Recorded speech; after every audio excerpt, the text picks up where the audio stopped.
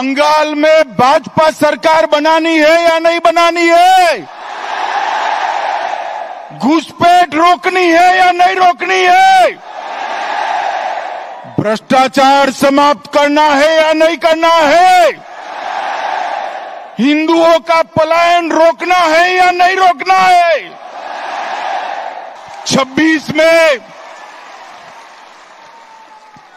में भारतीय जनता पार्टी की सरकार बनने वाली। नमस्कार बंधुरा, আপনারা দেখছেন পারফেক্ট পলিটিক্স, সাদা বাংলা রাজনীতির কথা। বন্ধুরা, অমিত শাহ কলকাতায় এলেন এবং কলকাতায় এসে রীতিমতো মমতা বন্দ্যোপাধ্যায়ের বুক কাঁপিয়ে দিলেন, বলতে গেলে ভূমিকম্প তৈরি করে দিলেন।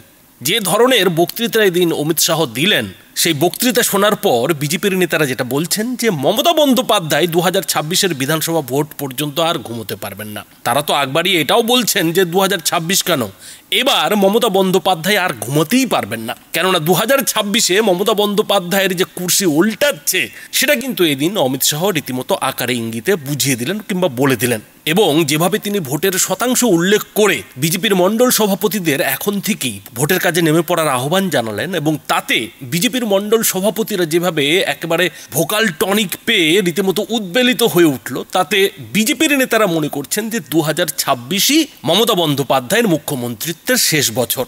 আর মুখ্যমন্ত্রীর কুর্সি চলে যাওয়ার পর মমতা বন্দ্যোপাধ্যায় এতদিন ধরে যে পাপ করেছেন, বিজেপি নেতারা বলছেন যে পাপটা তিনি করেছেন, যে দুর্নীতিগুলো তার সরকারের আমলে হয়েছে, সরকারের মাথা হিসেবে থেকে তিনি করিয়েছেন, তার তো খেসারত 2026-এর পরেও অনেক দিন দিতে হবে। অর্থাৎ বিজেপি নেতাদের যেটা দাবি যে প্রধানমন্ত্রী নরেন্দ্র মোদী থেকে শুরু করে স্বরাষ্ট্রমন্ত্রী অমিত শাহ যেভাবে দুজন শীর্ষ নেতা একেবারে ভোটের 7-8 মাস আগে এসে এ রাজ্যের বিজেপির কার্যকর্তাদের, বিজেপির মণ্ডল সভাপতিদের মনোবলটা বাড়িয়ে দিলেন, আত্মবিশ্বাসটা বাড়িয়ে দিলেন, তাতে এবার যে বিজেপি এসপার ওসপারের লড়াইয়ে নেমে পড়বে সে বিষয়ে কোনো সন্দেহ নেই। বিরোধী দলনেতা শুভেন্দু অধিকারীও কিন্তু নরেন্দ্র মোদী কিংবা অমিত শাহদের আসার আগে থেকেই 2026-এর ভোটে এসপার কিংবা ওসপার করার ডাক দিয়েছেন। আর যেভাবে ভোটের 7-8 মাস আগেই খোদ নরেন্দ্র মোদী এবং অমিত শাহ এসে এই বাংলার বুকে ভোটের দামামালটা বাজিয়ে দিলেন, বিজেপির কার্যকর্তা কিংবা কর্মী সমর্থকদের একেবারে চাকিয়ে দিলেন, তাতে এটা স্পষ্ট হয়ে যাচ্ছে যে এবার তৃণমূলের জন্য অশনি সংকেত হতে চলেছে। এবারের 26-এর ভোট কিন্তু তৃণমূলের জন্য মরণ বাচনের লড়াই হতে চলেছে। এবং অমিত শাহ এদিন যেভাবে ধরে ধরে মমতা বন্দ্যোপাধ্যায়কে নিশানা করলেন, তাতে আমাদের তো মনে হয়েছিল যে হয়তো এদিনও মমতা বন্দ্যোপাধ্যায় না আবারও নবান্নে সাংবাদিক বৈঠক ডেকে বসেন, কেননা প্রধানমন্ত্রী নরেন্দ্র মোদী শিলিগুড়িতে এসে যেভাবে মমতা বন্দ্যোপাধ্যায়কে আক্রমণ করেছিলেন, তৃণমূল সরকারকে আক্রমণ করেছিলেন, সেটা কিন্তু মমতা বন্দ্যোপাধ্যায়ের সহ্য হয়নি। তারপরেই যেটা দেখা গিয়েছিল যে মমতা বন্দ্যোপাধ্যায় একেবারে নবান্নে বসে সাংবাদিক বৈঠক করে ফেলেছিলেন, এবং সাংবাদিক বৈঠকে তিনি যেভাবে সিঁদুর অপারেশন নিয়ে নরেন্দ্র মোদীকে আক্রমণ করেছিলেন, কটাক্ষ করেছিলেন, তার কিন্তু পাল্টা জবাব এদিন অমিত শাহ একেবারে কালীঘাটের অদূরে সল্টলেক স্টেডিয়ামে দাঁড়িয়ে দাঁড়িয়ে দিয়ে দিলেন। আর সেই জবাবের মধ্যে রীতিমতো হুল ফোটানোর জ্বালা ছিল। অমিত শাহর এক একটা কথা তৃণমূল নেত্রী তথা রাজ্যের মুখ্যমন্ত্রী মমতা বন্দ্যোপাধ্যায়ের শরীরে যে হুল ফোটাবে, জ্বালা ধরাবে, সে বিষয়ে কিন্তু কোনো সন্দেহ নেই। আর এই যে অমিত শাহের জ্বালাময়ী ভাষণ, সেই জ্বালাময়ী ভাষণে তিনি ঠিক কিভাবে মমতা বন্দ্যোপাধ্যায়কে হুল ফুটিয়েছেন, বন্ধুরা ছোট্ট করে দেখুন। कई सालों तक कम्युनिस्टों का शासन रहा और उसके बाद मां माटी मानुष का नारा देकर ममता दीदी आई और उन्होंने ये महान बंग भूमि को आज घुसपैठ, भ्रष्टाचार, स्त्रियों पर अत्याचार, अपराध, बम धमाके और हिंदुओं के साथ दुराचार का केंद्र बनाकर रख दिया है, दुराचार का केंद्र बना। भाइयों बहनों, यही बंगाल में चुनावी हिंसा सेशन के बाद, जब टीआर सेशन सीईसी बने, उसके बाद पूरे देश में चुनावी हिंसा बंद हो गई। मगर ये बंगाल है जिसमें चुनाव के वक्त और दीदी को विजय मिलने के बाद सैकड़ों भारतीय जनता पार्टी के कार्यकर्ताओं को मौत के घाट उतार दिया जाता है। दीदी, कब तक बचाओगी उनको? मेरी बात सुन लो, आपका समय अब समाप्त हो गया है। 26 में भारतीय जनता पार्टी की सरकार बनने वाली,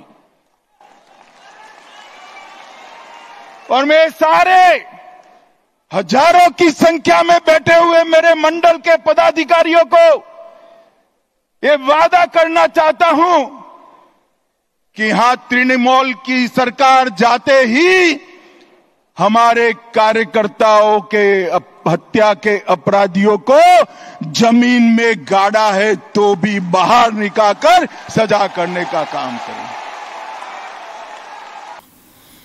তার মানে বন্ধুরা বুঝতে পারছেন যে অমিত শাহ কিন্তু কোথাও যেন নরেন্দ্র মোদীকে মমতা বন্দ্যোপাধ্যায়ের যে কটাক্ষ 3 দিন আগে তার একটা বদলা কিন্তু এদিন নিয়ে ফেললেন, এবং যেভাবে তিনি এদিন কালীঘাটের দিকে নমস্কার করে তার ভাষণ শুরু করলেন এবং সেই সঙ্গে মমতা বন্দ্যোপাধ্যায়ের বারবার নাম উচ্চারণ করে দিদি দিদি বলে সম্বোধন করে এক একটা প্রশ্নবাণ ছুড়লেন, কটাক্ষ ছুড়লেন, তাতে এখন থেকেই মানে ভোটের 7 মাস আগে থেকেই যে রীতিমতো বিজেপির কর্মী সমর্থক নেতাদের চাগিয়ে দেবে, চাঙ্গা করে দেবে, সে বিষয়ে কোনো সন্দেহ নাই যে এদিন অমিত শাহ যেন কোথাও মমতা বন্দ্যোপাধ্যায় কিংবা তার দল তৃণমূলকে কিভাবে বিজেপি ট্যাকেল করবে, বিজেপি কিভাবে এবারের ভোটে তৃণমূলের বিরুদ্ধে লড়াইয়ে যাবে, কোন লেভেলের লড়াইয়ে যাবে, সেটা যেন এদিন অমিত শাহ এসে বিজেপির মণ্ডল সভাপতিদের বুঝিয়ে দিলেন কিংবা দেখিয়ে দিলেন, সুরটা কিন্তু বেঁধে দিলেন।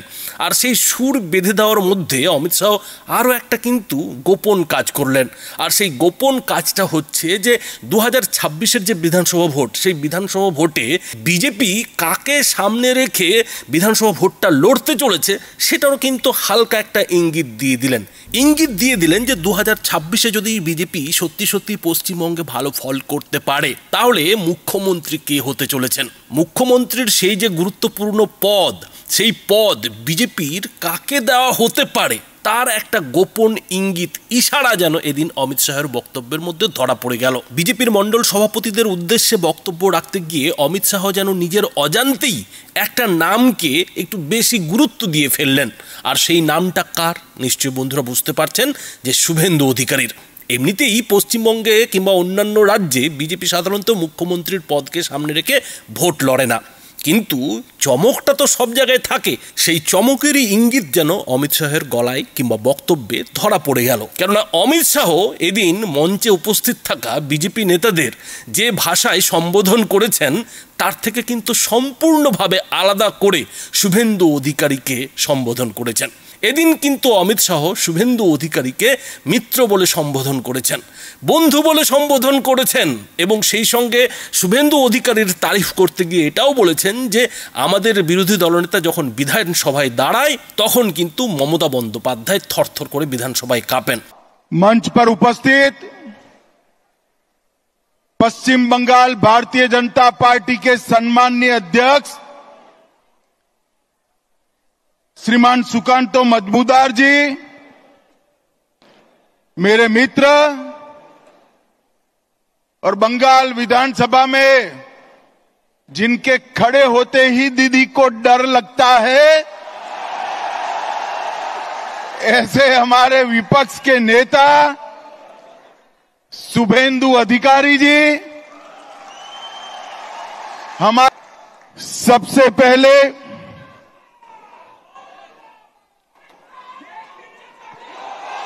अरे अब सुनो भाई सुनो, जिंदाबाद जरूर करना है। 26 में हमारे मुख्यमंत्री की शपथ के बाद करना है।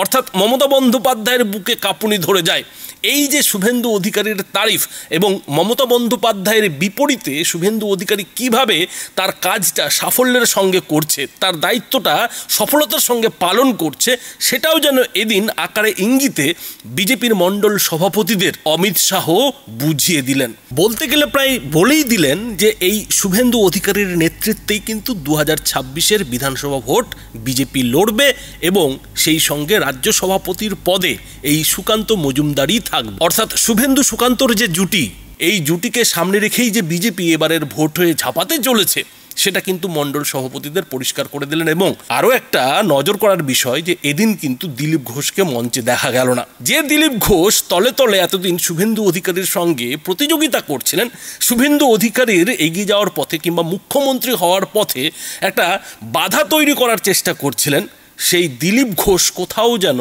ব্রাত্য হয়ে গেছেন। দিলীপ ঘোষ যে আর তার দলে বিজেপিতেই তেমন গুরুত্ব পাচ্ছেন না, সেটা কিন্তু অমিত শাহের এদিনের যে সভা, সেই গুরুত্বপূর্ণ সভা থেকেও ধরা পড়ে গেল।